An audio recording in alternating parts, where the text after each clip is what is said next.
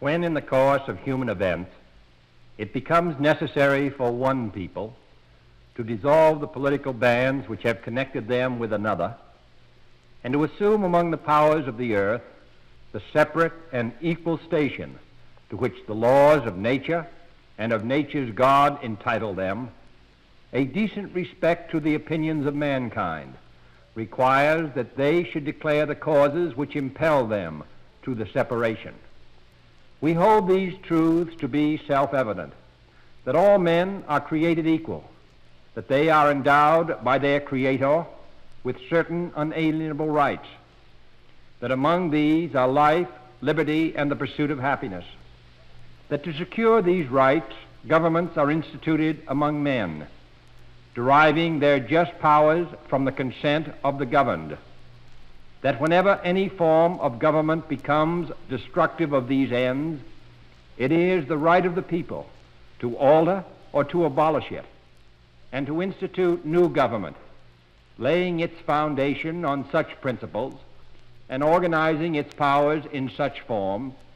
as to them shall seem most likely to affect their safety and happiness. Prudence indeed will dictate that governments long established should not be changed for light and transient causes, and accordingly all experience hath shown that mankind are more disposed to suffer, while evils are sufferable, than to right themselves by abolishing the forms to which they are accustomed. But when a long train of abuses and usurpations, pursuing invariably the same object, evinces a design to reduce them under absolute despotism, it is their right, it is their duty to throw off such government and to provide new gods for their future security. Such has been the patient sufferance of these colonies, and such is now the necessity which constrains them to alter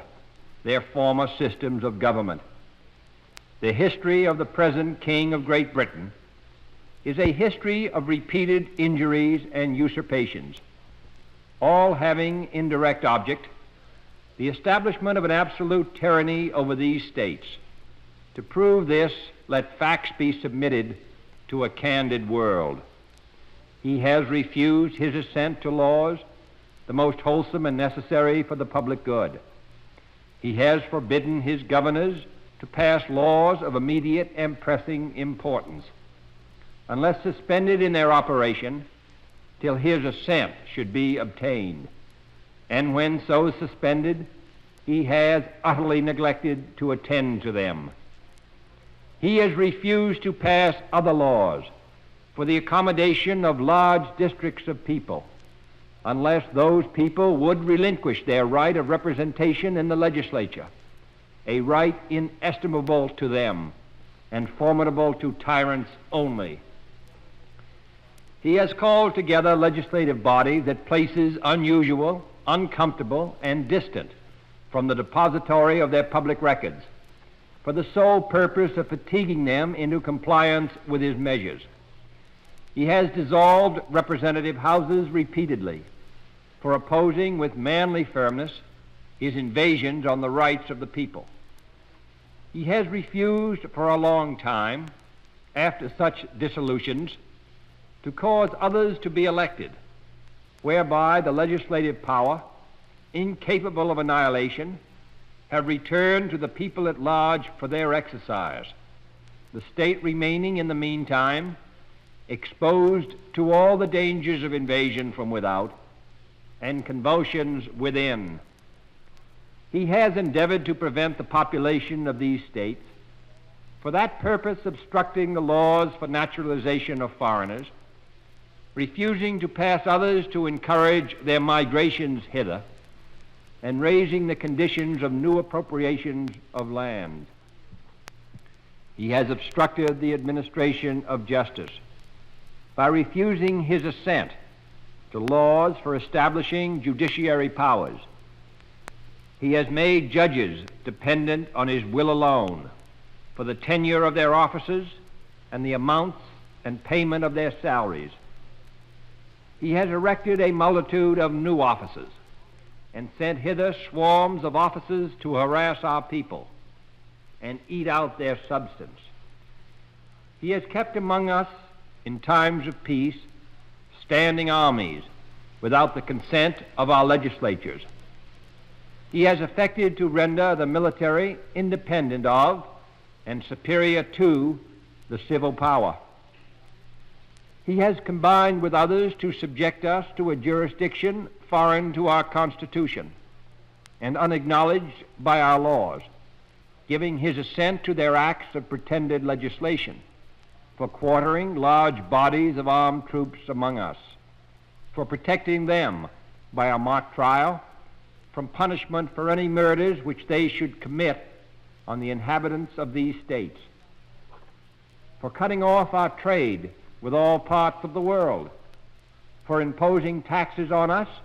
without our consent, for depriving us in many cases of the benefits of trial by jury, for transporting us beyond seas to be tried for pretended offenses, for abolishing the free system of English laws in a neighboring province, establishing therein an arbitrary government, and enlarging its boundaries so as to render it at once an example and fit instrument for introducing the same absolute rule into these colonies, for taking away our charters, abolishing our most valuable laws, and altering fundamentally the forms of our government, for suspending our own legislatures and declaring themselves invested with power to legislate for us in all cases whatsoever. He has abdicated government here by declaring us out of his protection and waging war against us. He has plundered our seas, ravaged our coasts, burned our towns, and destroyed the lives of our people. He is at this time transporting large armies of foreign mercenaries to complete the work of death, desolation, and tyranny,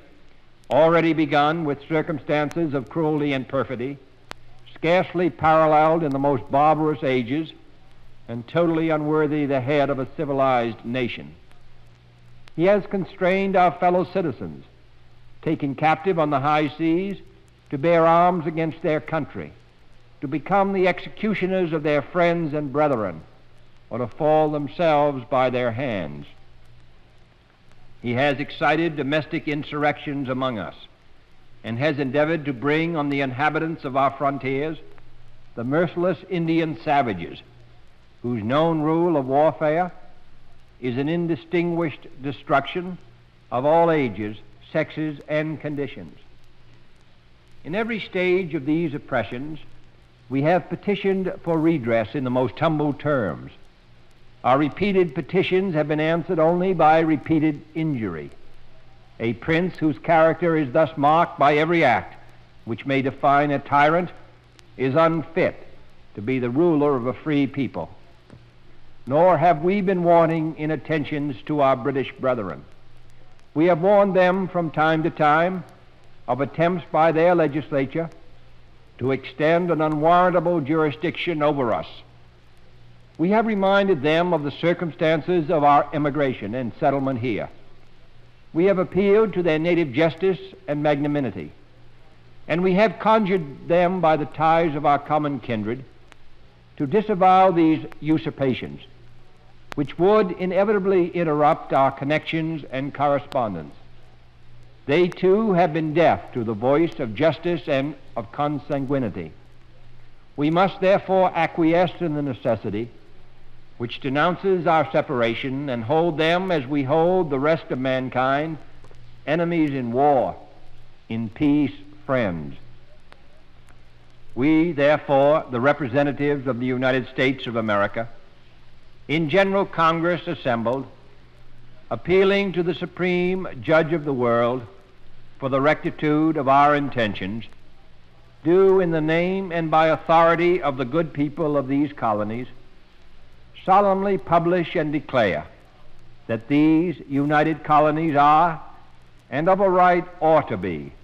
free and independent states,